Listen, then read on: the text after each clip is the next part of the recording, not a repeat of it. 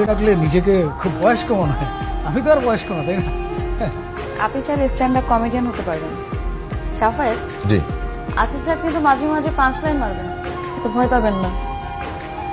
আমি একটা comedian person. এটা ওনাকে দেখেই বোঝা যায়। আমাকে দেখে কমেডিয়ান মনে হয়? না না, ম্যাডাম বললো তাই আমিও বললাম। ম্যাডাম তো আদর করে আমাকে আরো অনেক কিছু বলে। আরো অনেক কিছুই। সেগুলো কি আছে সাহেব? ম্যাডাম, যতক্ষণ না পর্যন্ত আপনি আমাকে আসাদ সাহেব বলা বন্ধ করবেন, ততক্ষণ পর্যন্ত আপনার সাথে কাজের বাইরে কোনো কথা হবে না। আসাদ সাহেব মনে হয় একটু রাগ করেছেন। অনেকটা এমনই। উনি আসলে কখন রাগ করেন, কখন ফান করেন, সেটা বোঝা যায় না। ম্যাডাম, আমি কিন্তু সিরিয়াস ম্যাডাম, সত্যি সিরিয়াস। এদিক ওদিক সিরিয়াসনেস না দেখি কাজে সিরিয়াস। চলেন সাফায়েত।